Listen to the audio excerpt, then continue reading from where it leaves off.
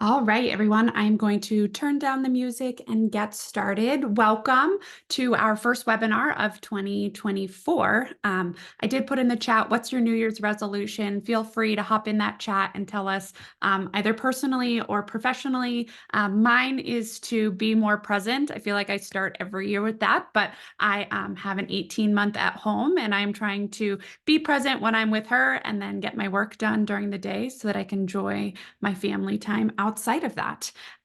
Just a couple housekeeping things from me, and then we will move on to this lovely panel. If you haven't met me before, my name is Lexi, and I am one of our lead event managers here at WP Engine.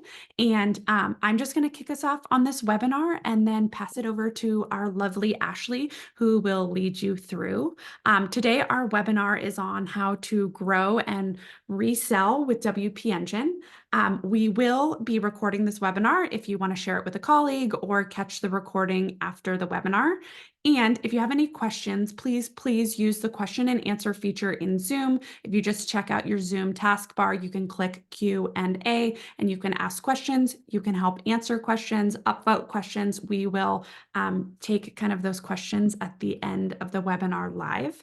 And with that said, I am going to introduce Ashley Beasley, who is one of our sales team lead here for the Agency Account Manager program at WP Engine. And Ashley is going to take you through a couple of minutes of content and then introduce this lovely panel. Ashley, I'm going to hand the mic over to you.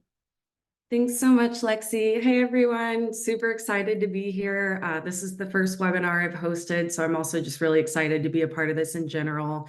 A few key points to hit before we kick off the introductions. Just wanted to remind y'all why we're doing this webinar, why we're here today. At the end of the day, WP Engine wants to help you build a lucrative reoccurring revenue stream. We want to help you grow your audience as a reseller. And things we can do to help you with that, we can clarify where to start and how to level up your offerings, leveling up things like pricing, how you sell to your clients, or maybe some of your internal workflows that involve communications between you and your clients or between you and WP Engine. We want to shed light on how agencies add value to the WP Engine platform as well. And we want to provide social proof of how reselling works on WP Engine and how agencies that work with us are succeeding right now. So as Lexi said, please drop any questions, thoughts, concerns in the chat throughout the webinar. We may not be able to get to all of them, but Lexi is going to keep an eye on things and flag any reoccurring things or reoccurring questions that we can make sure to address and have the panelists answer at the end. So the art of reselling hosting services is ever evolving. So that's why we don't want you to hesitate to jump in the chat and ask questions. We definitely want this to be collaborative for you. The reason we are featuring 3 top agencies as our 3 panelists today, rather than running through an official WP Engine slide deck of quote unquote how to resell, is because we recognize the art of reselling is ever changing and relies on things like market conditions, competitors, and WordPress as it evolves. So really quick before we jump into official introductions of our panelists, we're going to do a quick audience poll to get everyone warmed up and to hopefully glean a better understanding of how y'all are currently operating. So if you can check that quick poll, has a question around hosting and maintenance retainers and what you charge per month. If this doesn't exactly represent what you charge, just pick the option that is closest to it. But if everyone could just take a minute and I'll give you a beat to answer that poll.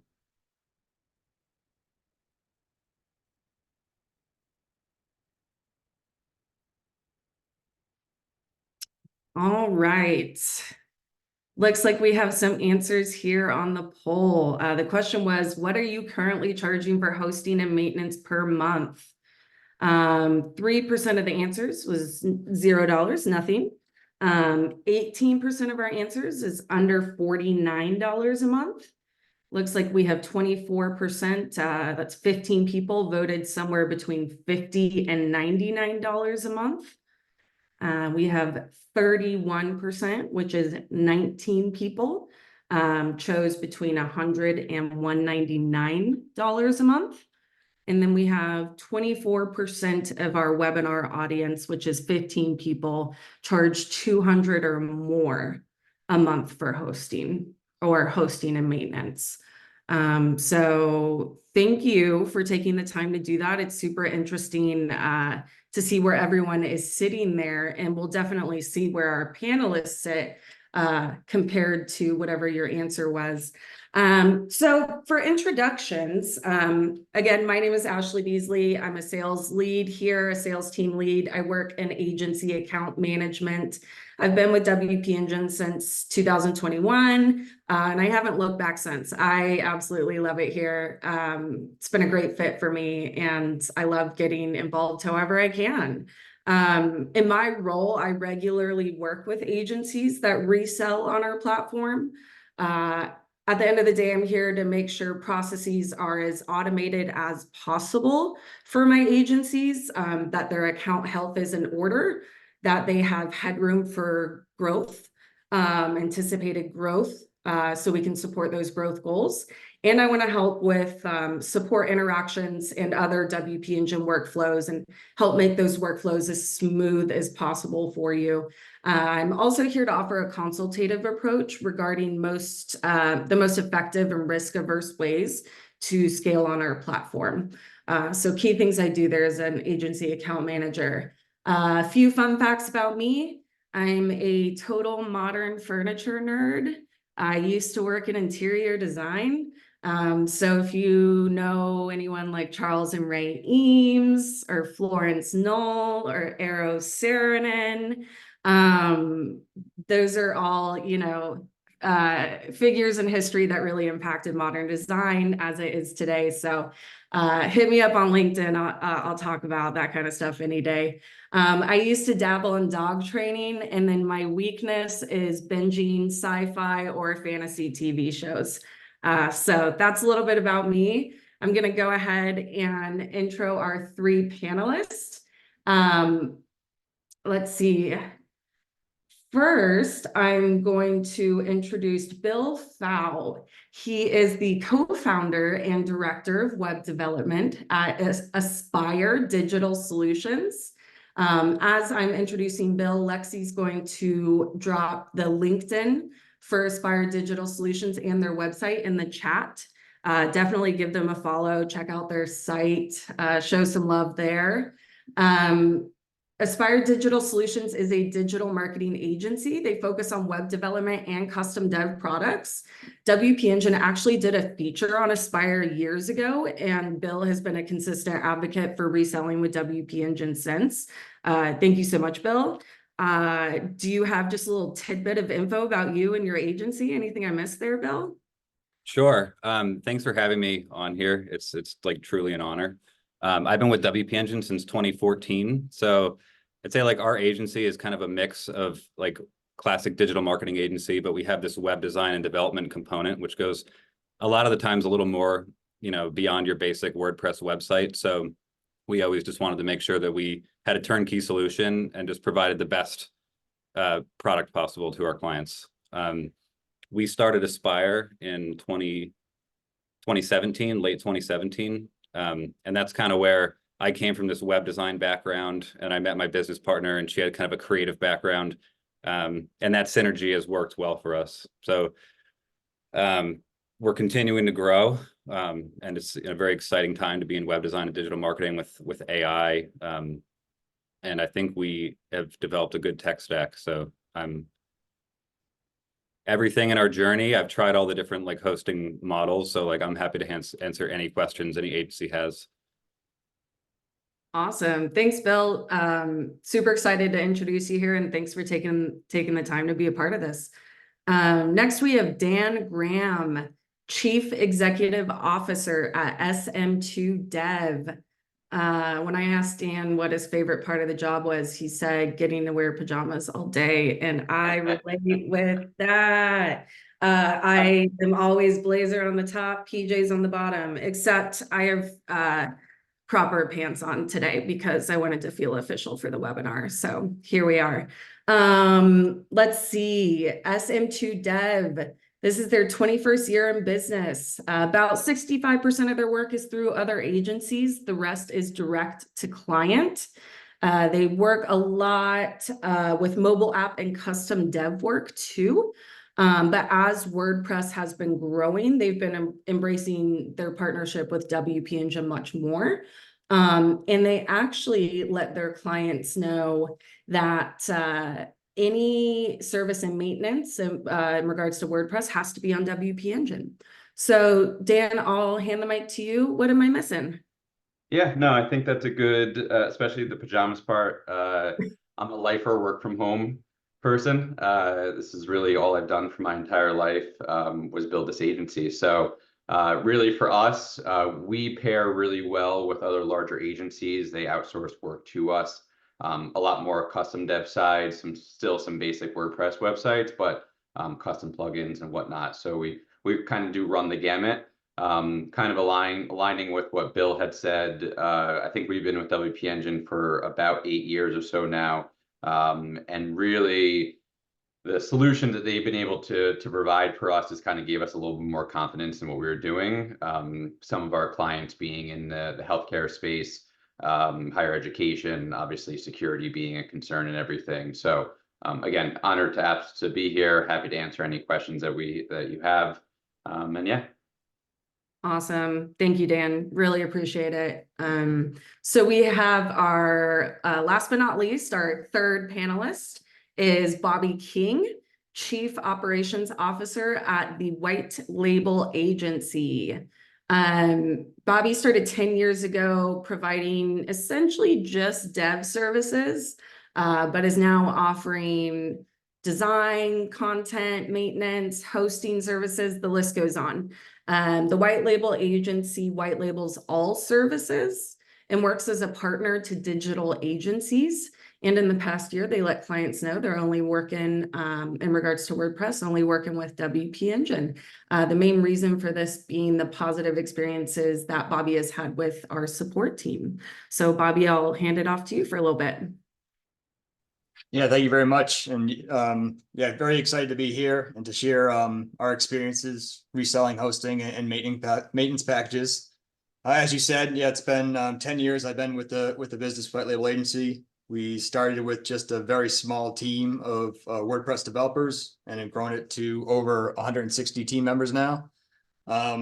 A lot of lessons learned working with many agency partners and working with all the team members that are part of White Label Agency. So super excited to share those experiences and hopefully help other agencies that are looking to do similar things.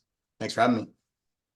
Of course. Thank you, Bobby. And as we've been speaking, Lexi has been dropping Bobby, Bill, and Dan's LinkedIn and website in the chat. So again, make sure to check those out. Give them a follow on LinkedIn. I'm sure if you had any questions after today's webinar, you know, the three of them would be happy to connect via something like LinkedIn and, you know, answer any remaining questions, thoughts, concerns you have.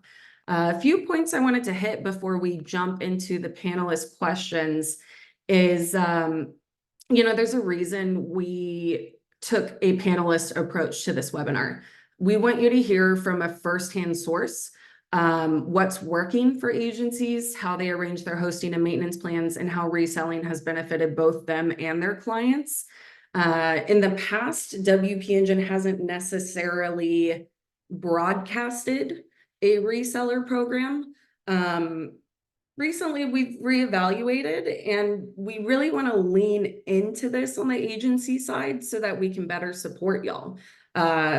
So we want to talk about it more. Reselling, what does it mean? How do you do it? Each of the agencies featured here today in the webinar operate under what we call an account management as a hybrid model. This means that the agency both resells and refers clients onto new accounts of their own. There are valid reasons to operate utilizing both reselling and referring. But as a point of clarification, today we are going to focus solely on the reselling piece.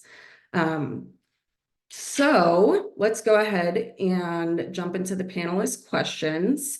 This question, the first one is for everyone, so we'll go in order: Bill, Dan, then Bobby. Why do you and your agency provide hosting and maintenance as a service? Bill. Organically, we provide it because it was just something that we needed in order to make a good web design process. So having our own host, being able to spin up environments, and then just having something reliable to help with any, restoring backups, all that kind of basic stuff was just needed to provide a good service. Awesome. Dan. Yeah, I think my story is slightly longer than Bill's. When we first started, it was still people hosting their own websites on servers in a back room, potentially. So we've kind of, hosting has come a very, very long way for us. We were always looked at as like the agency that had like the all-in-one solution for our clients. A lot of our clients are referral based. So when they came to us and we had all the solutions of ideation, wireframing, design, development, servicing, anything that they built, we could do it. And then when it came to hosting, we're kind of like, where are you hosting right now? And it kind of became an overall issue for us. So more panics, more fires over the course of time. So in establishing the relationship with WP Engine, we began to see a path and to not lose money was our first goal, because all these things would come up and we wanted to be able to provide this service to our clients, but we found that it was eating into our bottom line. Just the fire that came up that take up full days for engineers and everything. So once we established this with WP Engine, we were able to control that loss, and then we started seeing how many people were able to just want us to handle it for them. And we had that trusting relationship with WP Engine, so it allowed us to actually turn it into a service that then started really actually creating some really good reoccurring revenue with us. When we started telling everyone that either you're on WP Engine or you can find other hosting, we did lose a couple clients, but we retained about 96% of our clients, stayed on our service contracts and everything. And honestly, they didn't really care where we were hosting it. They just trusted us. So they kind of went with ours. So some of them wanted to say, okay, who is WP Engine? Why are they so good? And some, at times, we've had our account managers speak with a few of our larger clients with that. Otherwise, they're like, hey, if you trust them, then we'll trust them. So essentially, in the end of the day, it allowed us to build some really good reoccurring revenue and everything. Awesome. Really quick, Dan, just to piggyback off what you said, do you have examples of fires that are more easily avoided now that you streamline your hosting through WP Engine? Yeah, I mean, I think everyone that's probably watching this right now can think of the times that they've had clients that didn't pay their bill on a random GoDaddy account that no one has access to anymore. My website, I think my website was hacked, but couldn't get access to the admin panel for one reason or another.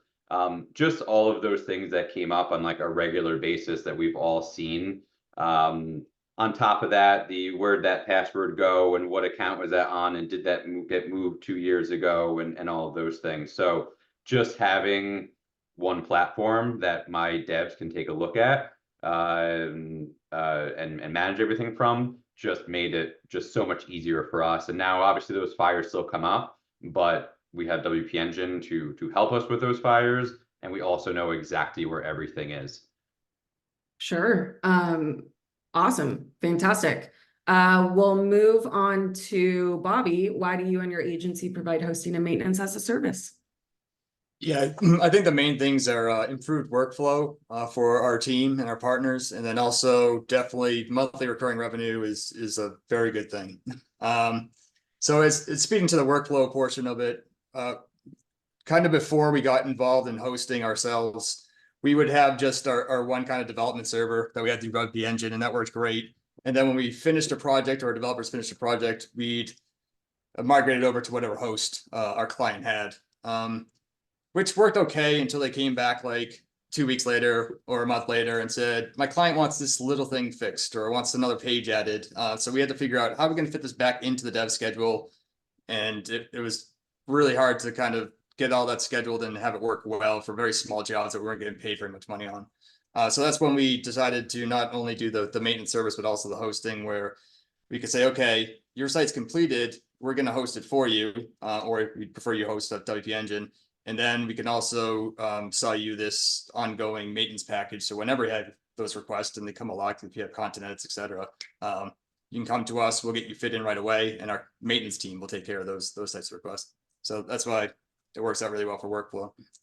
And for the monthly recurring revenue, yeah, there's just with that project work we had, there's just a lot of ebbs and flows of you have a ton of projects, you can't keep up with it, and then they drop off, and you're like, okay, when's that next dollar coming in? We got to make it a few more months. So it does smooth out the cash flow a lot. So recurring revenue is great. Okay.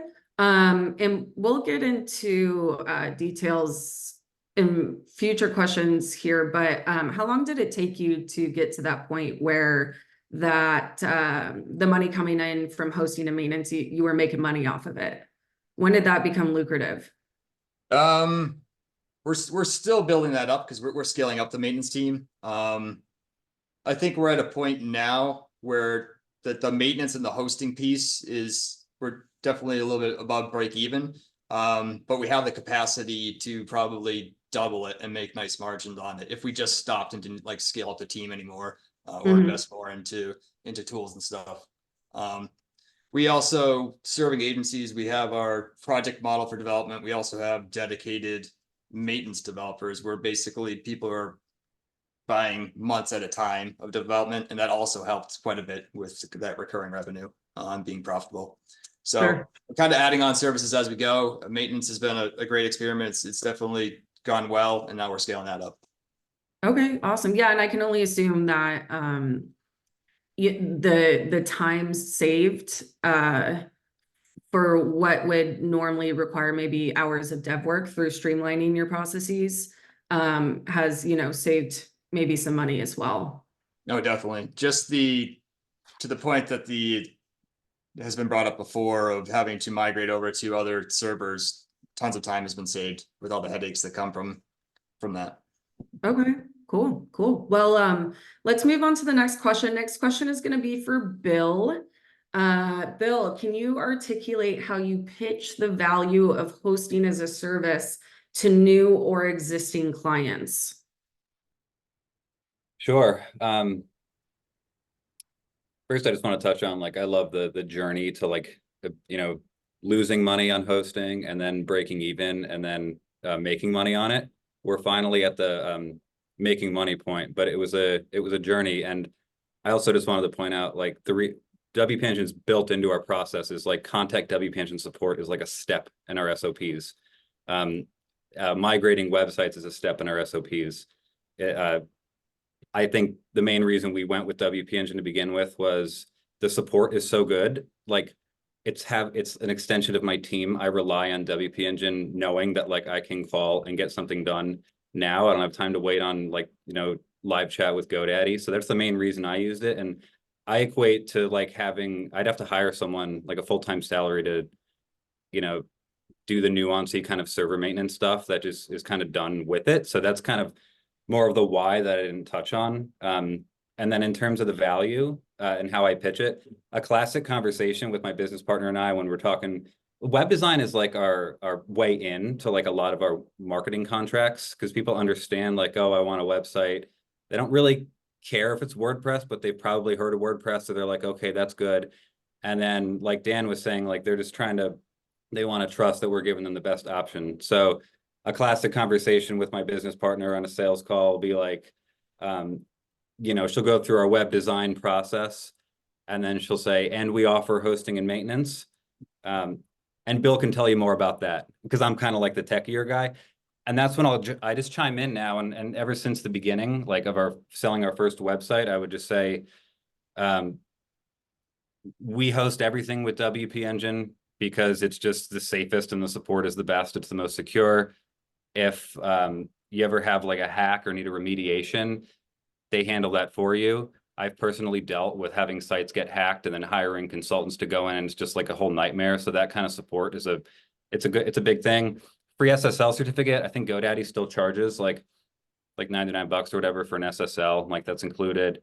And then overall management. And then I just say that it's built into our process. So I will say, like when we first started, I was selling $30 a month like accounts and kind of treating it that way. So we had a lot of clients on a yearly, like $300 a year hosting, like generic hosting, and then the maintenance was on top of that. And we finally have everyone, it's only monthly, it's bundled. And we can control how many sites we have on our servers, and now it's finally become comfortable. So it's just kind of part of the discussion. Like I don't go into too much detail and open up too many opportunities for questions or doubt. If I get asked why WP Engine, I'll go into all the detail that I need. I will say we won't provide maintenance if it's on another host, because it just doesn't fit into our process. You can't scale that way. Like we're looking to create a scalable business.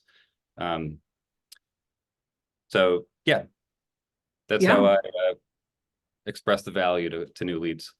Yeah, that's great. I mean, because at the end of the day, it's my role is I'm a salesperson, right? So I can communicate the value of WP Engine as a platform to you, the agency, but you as the agency are turning around and then essentially pitching that to your client, right? So it's like it puts you in this position where you're, for lack of a better word, the salesperson. So it helps to get clarity on what that dynamic looks like between you and your clients. Let's see, Dan and Bobby, is there anything you want to just piggyback and add on? Any common forms of pushback you get from clients when discussing offering hosting and maintenance? Yeah, I mean, as I mentioned before, a lot of our work is all is referrals to us. So when it comes down to that, I mean, maybe 25 to 30% of our clients maintain their own content on the website. The rest will have us make updates depending on the industry that they're in. But 100% of them do not want to update plugins themselves. They do not want to deal with security issues. They do not want to figure out why am I all of a sudden getting inundated with spam. All of it, they don't want to deal with any of that. And I think something for us that I kind of had to get over a little bit was the fact of, especially early on in the business, was that like just because this stuff was all easy to me, it certainly wasn't easy to any of them. They're trying to run their business, whether it is a restaurant or a 500-person tech company. They want to run their business. They don't want to think about their website being down, it affecting sales, it affecting people knowing if they're open or not, all of those things. So it's kind of just a cost of doing business, and having that knowing, like, yeah, I've had early on had people like, well, I can go to GoDaddy or one of the other ones and pay $10. And I was like, go ahead, like that's fine. Like we'll migrate the site over there and you can take it from there. And they never did. And they eventually saw a lot of the value that we were bringing by providing these maintenance contracts. And obviously we can confidently sell those no matter what size the client is, knowing that we had WP Engine to have our backs on it. Awesome. I'll go ahead and move on for the sake of time. I'll go ahead and move on to the next question. This next question is going to be for Dan. We know there are a lot of software and services you can build into your tech stack. How are you strategic with tech stack consolidation, and how do you ensure your tech stack has the most value? Also, like, what did you learn along the way? Yeah, this was part of it was about 6 years ago that we were able to figure out how much money we were losing on these service contracts or lack thereof, and still dealing with the problems of them. So a couple of big things that I would say, like any agency looking to grow in this space, is obviously, again, WP Engine isn't paying us to be here. The problems that they have solved for my business as a whole, and going through every other type of host there has ever been. I think getting on a platform where you have trust and help, especially if you're a small business, is number one. Number two, we also have done a lot of work. Two of my lead WordPress engineers, Kelly and David, really focus on creating what we call our trust list. And this is the list of plugins and tools that we use within WordPress. And that's really all we use outside of very special circumstances or building our own custom plugins. It allowed us to create a list that all of our engineers are very aware of and know how to use. So that way anyone can jump in at any time and be able to service a website without it going like, hey, how did this guy build this a year ago? Well, it was built with a lot of the same tools that we use today. So it makes it much more seamless. As I mentioned before, the fact that it's all done through one platform as well. We do monthly and quarterly maintenance, depending on the contract. And my team can go through 100 and something sites in maybe 2 days, and get all of our servicing done and everything, which turns a loss into a really, really big win for us. Awesome. Very cool. All right.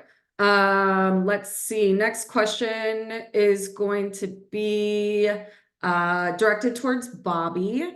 Can you give us an example of how you successfully set your price model, or how can you discuss how your price model has evolved in the last few years? I think Lexi is going to tee up a slide here and show the pricing page on the white label agency website. Yep, that's it. Yeah, and our pricing has definitely evolved as we started the maintenance and hosting service. In the beginning, we kind of just put our feelers out there into the industry and looked at a lot of competitors and based our pricing on kind of what was being offered, what we're seeing out there, as well as taking into account what is the labor cost going to be, what kind of software do we need for this. And we ended up starting with just a like $49 per site per month type of package. And we didn't set any kind of minimum. So we take one site, we take 1,000 sites type of deal. And that was definitely a learning experience. We had some good experiences with this kind of smaller packages, like the 1 to 3 sites, but that was like very rare. The ones that had maybe 20 sites with us, 50 sites, those were a lot more fruitful for our company. And so we dug into, well, what's going on with the $49 sites that only have 1 to 3 sites. And it's just, what we found is typically a smaller agency that's not so interested in maintenance, like they only would sell 1 site or their client only asked for 1. So we end up spending a lot of time and they're just not really interested. So if you got to get on a meeting with them or you need credentials to get into a certain server, we'd be chasing them down. We'd be wasting so much time and money just with the communication and then all the administrative tasks. So sending them an invoice for $49 each month, it's just, it didn't make a lot of sense. So we kind of regrouped and went back and said, okay, let's start at a higher package level. And basically, we're going to raise our prices, but we're also going to raise the value. So that's when we added in the actual hosting with WP Engine. We put that into the package. We went from doing 1 hour of site edits per month per site up to unlimited edits per month per package. And we also added a few other services such as like uptime monitoring and these other ones that you can see on the screen here now. So I think as long as you're delivering that value and bringing the extra, you can attract the higher prices and sell that value, pass that value over to your client. Awesome. Yeah, and it's really nice to have that pricing page to show as an example. We touched on this a little earlier, but how long did it take you as an agency to ramp up to the larger packages and the higher pricing? Yeah, so we started with the maintenance service back in it's been about 3 years now. And just about a year ago, we said, okay, we're going to go back to our client base. We had about 60 different accounts at that time and kind of give the ultimatum of if you can either come up to these 10 site packages, we'll continue to serve the lower quantity packages for another year, and else you either have to move up or find another solution and we'll help you do that. So yeah, that was just within the past year that we went to these new price models. Okay. And as far as anyone that's going to be getting into maintenance for the first time, I think one of the key lessons we learned is start basic. Like if you're not really confident with your tech skills or exactly what you want to offer yet, just do like plugin updates, theme updates, backups, like keep it very simple, get a pricing point that you're comfortable with, covers your cost, a little bit of margin, and then kind of build it up as you get used to it and comfortable with it. Absolutely. Thank you for sharing, Bobby. I'm gonna pass the mic to Bill over here. Bill, quick question. How did you land on pricing for your hosting and maintenance plans, and what factors went into deciding how much you charge? Man, what a journey that was. We went from charging like nothing to, after everything, it pretty much came down to $49 a month, Bobby. That's our bare bit, like our bare bones. I can show you guys what my plan is. Am I allowed to share a screen on this? Can you send me the link? I don't think it'll let you share. It's a PDF. I don't. We can always send it out. There you go. It's letting you. You guys see? Perfect. Working on the fly. Oh, cool. All right. So, we sell like posting in a few different ways, and we're always trying to sell the whole, not the drill. So for like marketing clients or any client that has like an additional service, we'll just bundle WordPress hosting in with like the maintenance and the support. But for web design shops, and we're just doing a website for someone, the basic is always $49 a month. And I just want to walk you through like how we arrived at a couple of these nuances in here, which are pretty interesting. We determined basic by being just like a site with less than 5 plugins, really like less than 3. If it's like a basic website where we're really just using Smart Plugin Manager and keeping an eye on things, $49 a month. We have a ton of these. They're fine. They just kind of run themselves. We don't do anything on it because doesn't even cover an hour of our time. And then we have this basic plus, which we determined by being sites that have maybe like a few more complex plugins, not WooCommerce, but I don't know, like WP Forms or Rank Math or any kind of marketing plugin, any potential. It takes a little extra time every month to look over and maybe some manual. That's like our basic plus plan. And then, most of our clients we want on these higher tier plans. And so where we're at currently with it is 2 hours of support. That we just base this on real statistics from our support ticket system. So we have WHMCS as our support ticket system, which like saved our life. And this is like where we do our billing. Our plans are billed through here, and then we know what tier they're on in their client portal system, and then they submit their tickets through their client portal. We track the time. So just based on the rough number of like hours it takes per client, we kind of came up with this 2 hours. And then development hours are really just anything on top of that. If you want a page, if you want like a new blog template, landing page, we bill on that basis. And then the same for enterprise. On enterprise, we just give, this is really for businesses, like most businesses where, their website is mission critical. But the point I wanted to talk about here is overage for like custom sites. And this has been an ongoing thing. And I'd love to hear like everyone's thoughts on this. So we got in a situation where we're selling all these one-off websites, mainly small websites, lawyers, restaurants, doctors, as kind of a generalist agency, and everything was fine for a very long time. But we started to get these like international sites where they wanted us to take over the hosting, or we're redoing a website, and we have really no benchmark on how much traffic their sites get, how big it is, and it doesn't fit into a package. So my kind of solution to that at the moment is up to 25,000 visitors, 10 gigabytes of storage, 40 gigabytes of bandwidth. It's broad. It matches WP Engine's pricing page for the moment. But if you need more bandwidth, it's extra 50 cents per gigabyte. So I had to build in a way to scale clients that were just killing us, like eating up all the server resources and paying the same amount as other clients. I just kind of got this under control in like June. And if there was one thing I think that we've like thought of. It was that, and we use WHMCS to handle the calculation of the gigabytes, and we're working on a provisioning module so that when you actually like sign up and buy a hosting plan through the Aspire client portal, it'll provision account in WP Engine. As long as the API lets us, we're going to try to automate that process. Long answer, but I, just wanted to show how we got to that point. Absolutely. No, and all the details are very much appreciated. Like, we want to take a deep dive into y'all's brains right now. So, and I'm sure I haven't been able to keep up with the chat, but I know there were some things you asked for feedback around, Bill. I'm sure people have been dropping comments in there. For the sake of time, I have 2 more quick questions I'm going to knock through, and then we'll move on to the audience Q&A. Let's see. Next question I have is for Bobby. Do you white label WP Engine's hosting services? If so, do you have tips on how to do so?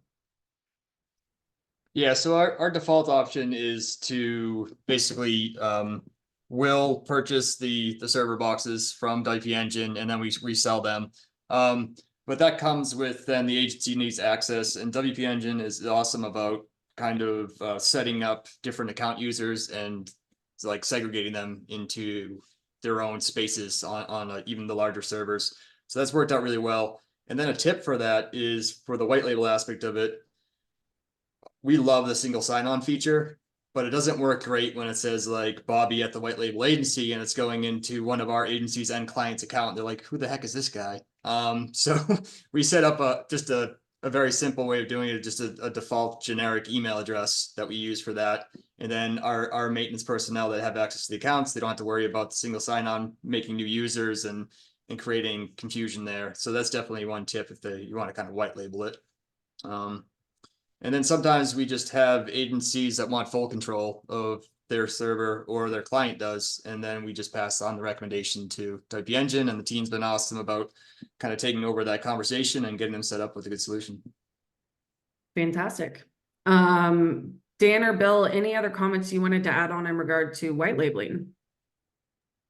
Yeah, I mean, I think for us, I think a lot of agencies always have to make that that decision, right, to white label their services or work that people are doing for them, or their hosting or anything.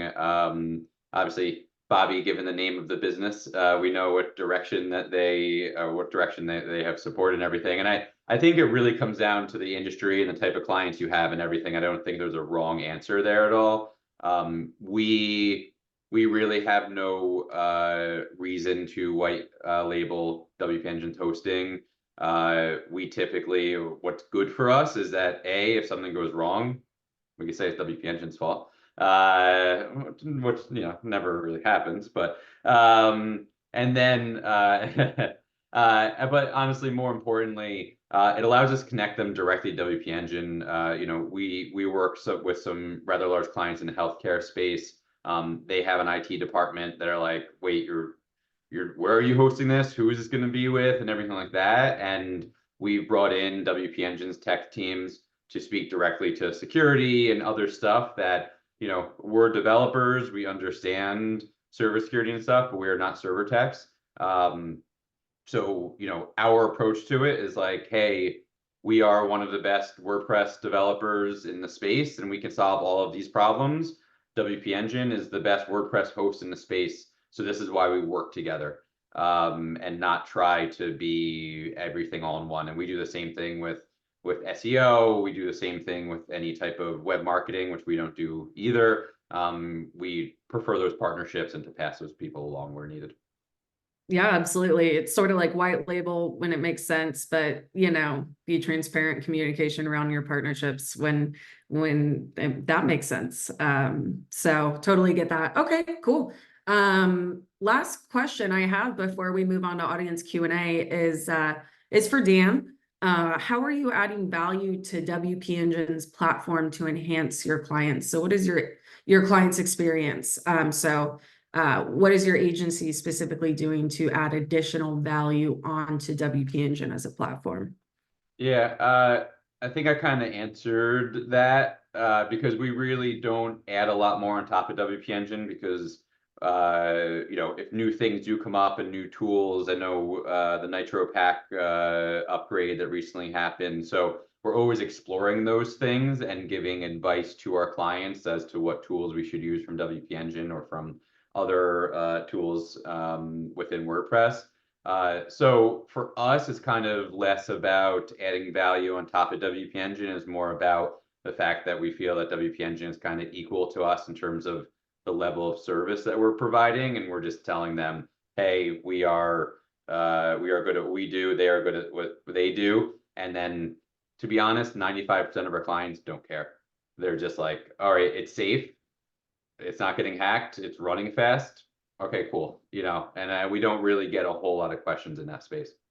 Sure, sure. And quick plug, Dan referenced our new partnership with Nitro Pack.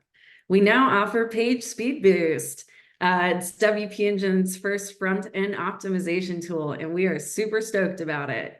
I think Lexi dropped a support article about page speed boost in the chat. We sell it by the license. I wasn't paid for that, but I will take anything that comes from this. I will take a kickback. No, Right. we use it with a couple clients now with some success. So I think it's just WP Engine keeps supplying us with new tools. We explore them, see who it's a fit for, and really then be able to go to our clients and say, hey, we should give this a try because of XYZ. And that's really the guidance is really the value that we're adding. Cool. Very cool. Thank you, Dan. Yes, Dan, this is not a paid gig. Dan is here for free. He's rocking it. Let's see, Bill or Bobby, anything that y'all would specifically want to bring up in regard to things you do to add value to WP Engine as a platform? Yeah, one thing that we found with WP Engine is that it's really great about kind of staying on top of technology. Like other hosts out there, you go in for like our clients and they're still on pre PHP 7.4, stuff like that. So one thing that came up this past year was the upgrade to like the latest PHP editions. Lots of warnings from WP Engine. But one way we could add value is say, hey, we want to move your sites over here. If they're a little outdated, we can test this before we go and update it. So that was like one of those things that gets get the conversation started. Like, what is the value of WP Engine being on a good hosting environment? What do you have to think about? And that opened up a lot of conversations of like, ooh, I don't even want to deal with that. So it can add to more business if you have the ability to take on those types of requests. Yeah, I can add one thing about that too. In terms of adding value, I think it's how we can utilize the tools, the WP Engine tools. We had a recent project. It was a huge project. It was overwhelming. And we had to deal with like reverse proxies and all. It was like just a very complicated multi-site migration. And I took that project on because it was a unique value. Like we were able to collaborate with our partner manager and get access to like really just a very deep level of integration. We had a screen share call between the WP Engine senior tech and our client. And we didn't stop until we got a resolution. So the value there was like the fact that I was a WP Engine partner and they knew that. They knew they wanted to bring the rest of their site from AWS to WP Engine, but they didn't trust that they could do it themselves. And they didn't necessarily trust that WP Engine would be able to fully help them. So like we kind of came in as a third party, and that was how we kind of contributed value. And I don't think the project would have been able to happen any other way. Sure. Thank you for sharing, Bill. Cool. Well, that wraps up the questions I have. I'm going to go ahead and pass it back to Lexi so she can run the audience Q&A. I know she's been monitoring the questions y'all have been dropping in the chat. And Lexi will have some final wrap-up notes as well. But I personally just want to say thank you sincerely to our panelists. They hopped on meetings to prepare for this call with us, and they've been running through material with us. So we just really appreciate your time and contributions. So thanks, y'all. Yes, lots of love in the chat and on the emojis. This has been This has gone so fast. I feel like I say that every webinar, but there are so many questions and we're going to get to a handful of them. But just giving everyone additional follow-up. We will be following up, trying to get articles and information out on all of these questions because I guarantee you, you are not the only one that has the question. I have kind of like a hypothetical situation or scenario, but I will ask this maybe to Dan. But when a new client comes and asks you to build their website, how are you pitching the value of hosting? That's obviously like a much longer term, a much longer contract, not just like a one and done project. How are you pitching that value or articulating that value to a potential new customer? Yeah, certainly. One place that we do differentiate is that we do charge by the year for all of our servicing and hosting as well. We, as a smaller team, we've struggled to keep up with billing monthly and everything. So we've lumped this all together, and included support and maintenance and hosting all in one package. And we we add that as a line item in the overall proposal. And when you're looking at a website at the scale, to scale, it's just a little add-on to it as well. So it's kind of like shows the person, all right, I get the website built for this much money, and I'm going to have it hosted and everything for a year, and I don't need to worry about all of that. It just makes it just part of what the scope is versus going, okay, we built this for you. Now you have to pay us for this. And I think that was the big difference maker for us, and taking away the monthly fee, which was a difficult decision. We tried it out at first to see if it would work. We've had a lot of success for it. I think people just kind of would rather just write that one check than see their credit card get pinged every month. Specifically, again, for the type of industries that we work in. Totally. Thank you for that. I am going to pass this to, I think, Bill. But obviously we're in 2024. All of you gentlemen have been in business several years. How are you navigating raising your hosting rates? Or have you learned anything from past experience? Like we all started a long time ago and charged a very different. And how are you navigating that experience with clients and still articulating value or increases in rates? Oh man, our CFO gave us a tip and it was a transformative experience. Think of like your cable company. They just raise the bill and they send you a letter and they're like, we're raising our bill. And if you have any questions about it, you can call us. So we had all different prices for all of our clients all throughout the years. And we decided we need to standardize it. So we just sent out an email like a few months before New Year's. Hey, inflation, we want to provide you with a better service. We need to increase our rates. Now we've standardized the hourly rate and the hosting rate, and finally everyone's on the same plan, and we know what they do get and what they don't get. And it was so much easier than I thought by just telling them, we're raising our rates. I thought it was going to be this whole thing. It was no one, not one person actually even brought it up or cared. Totally. I think setting the expectation, and we had a kickoff call on this and we were talking about like finding the right client for you, and not every client is right for you, and setting that expectation and saying, this is who we are and this is what we're doing, or this is where we're going. Awesome. I don't have a particular person to ask this to, but some people had questions as far as how many engineers or developers are you employing? And can we split that into like full-time basis on salary, or do you ever contract or have people that work just on an ad hoc basis?